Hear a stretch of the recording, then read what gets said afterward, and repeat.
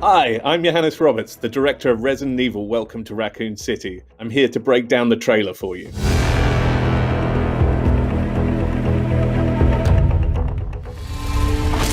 Every story has a beginning. Discover the origin of evil. Claire arrives in Raccoon City looking for her brother, Chris. She grew up in Raccoon City in the orphanage with her brother and ran away when she was just a child, and she's now back. Claire Redfield is a very haunted soul who ran away from Raccoon City when she was very young because she saw some things and she feels it's an evil place where there's some nefarious things going on. And she has spent the last few years reinforcing her knowledge on Umbrella. We need to expose Umbrella. Watch this. I'm afraid, Claire. I'm afraid of what they're going to do to this town. In this scene, Claire is playing a videotape of a character that we'll see more of in the movie called Ben Bertolucci, who is a conspiracy theorist on Umbrella and who's been feeding Claire with information of what he believes are Umbrella's evil doings. William Birkin is a major role in this movie, which really does draw a lot of its influence from the second Resident Evil game, and we will see a lot of Birkin throughout the movie, and he's a really interesting and quite a complex character in this film. You see, Umbrella, they had an incident. I'm talking Chernobyl, if you know what I mean. Lisa Trevor was a really great character for this movie because not been in any of the other movies before, and in the game she's quite a haunted, tragic but terrifying character, and I really wanted to take that and bring that into this movie. So she's pretty scary, but she's also really quite tragic. I really wanted this movie to reflect the game as closely as I could in many ways. So with the police station, for instance, and the mansion, we contacted Capcom, or we were working hand in hand with Capcom, to be honest, and they gave us the actual blueprints for the police station and the mansion, so we could build a life version of the game. So it was super fun doing that kind of stuff. The truck driver was actually my way into the script when I was writing it. I was so obsessed with the second game when I was writing this movie, and so we really do use the opening of the second game heavily. This movie is very heavily based around Leon Kennedy's first day on his job as per the games, but particularly the first Resident Evil 2, not the remake. I really wanted to go back to nerdy, geeky Leon Kennedy. Chief Irons in this movie is a very large role, and Donald Logue really, I just sort of let him go. We wound him up and let him go, and he just went for it. So he's hilarious. There's humor in it, but he's a bad man, but he's not evil. He's in the script he's described as someone who's counting down his days till he can go on the golf course and collect his pension, and he's this sort of slightly overweight, amazing. He's all about that moustache, but he's a fantastic role in this movie. It was really important to me in this movie to scare people and to create a kind of dark, creepy atmosphere that I felt that maybe had been missing from the previous movies, which were much more action. So it's super, obviously visually dark movie, but my influences were really heavily 70s. So kind of on some of the movies that influenced the game, obviously all the Romero movies, but also some slightly more classic kind of like The Exorcist, and just 70s filmmaking in general was very heavily influencing this movie, and John Carpenter. I mean, as you'll see throughout the trailer, it has a Assault on Precinct 13 vibe, which was key to this movie. Without a doubt, the hardest thing about this movie was the zombies, because there's so much history and weight when you do a zombie movie, weight of people's expectations. Are they slow zombies? Are they fast zombies? Are they Romero zombies? Are they Zack Snyder's zombies? It was so important to me to scare people whilst giving them, I'm a very classic person in my taste, and so I wanted that kind of Romero feel to it, but I needed these zombies to be scary and disturbing.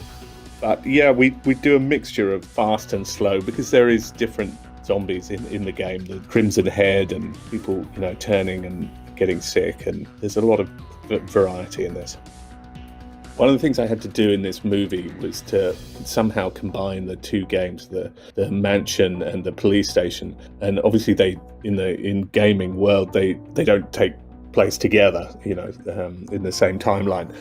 But I really wanted that to happen within the same timeline here. So I had to condense that into the narrative. And I think it works really super well. So you have the whole Alpha team going to find Bravo team, whilst Claire comes in to find her brother, and the two narratives work concurrently.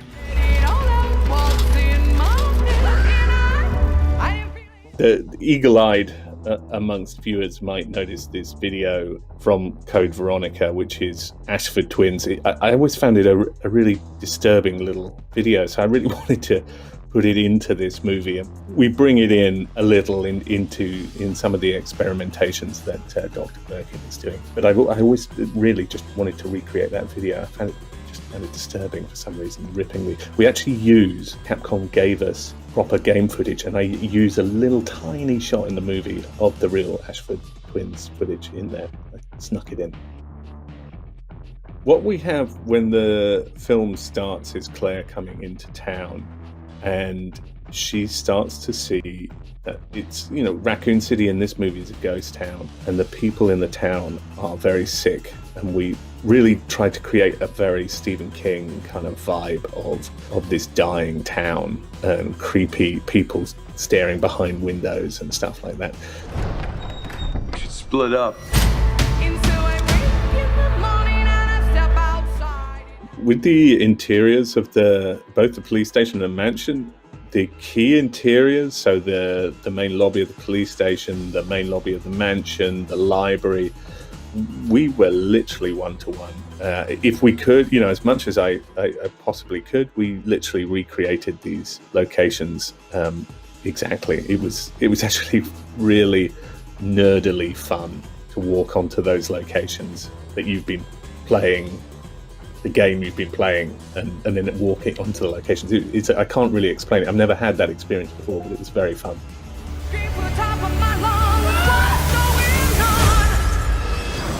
The helicopter sequence here is a little bit of the second game with the helicopter smashing into the police station.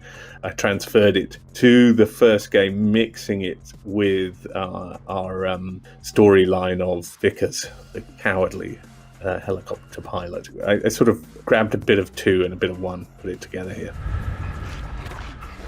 What the?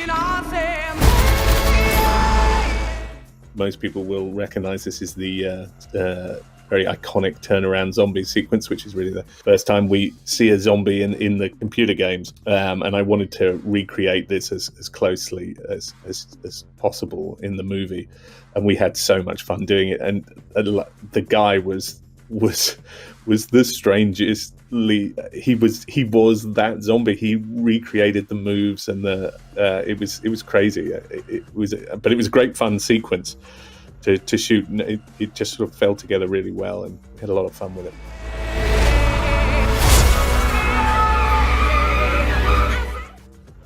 I really wanted to use Itchy Tasty in this movie, because I just always found that little document, I found the phrase just really disturbing, so I wanted to use it in the movie. I wouldn't want to give too much away while talking about the creatures in this movie, but we we had a lot of fun with all the different monsters. I tried to get in as many as I possibly could. I was like a big kid on this movie.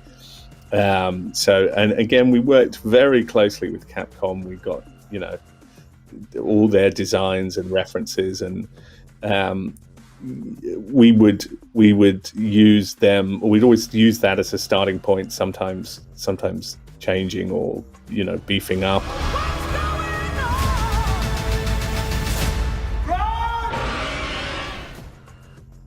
We obviously had to use the liquor, any Resident Evil movie that's trying to go back to the roots of it all. So it was great fun to bring the liquor into the movie again. And we did a lot of designs. We did, we actually tried all kinds of crazy designs, tried to like completely reimagine it. And once we sort of got past that, then we actually went very classic, really faithful. Again, worked with Capcom to get their original designs of the liquor, and just created our own version from that. It's really cool. The liquor sequence in this movie is just amazing. Into a crisis, times when I'm lying in bed just to get it all out. Thank you for watching the Resident Evil Welcome to Raccoon City trailer with me, and listening to me break it down. The movie is out on November 24th, exclusively in theaters.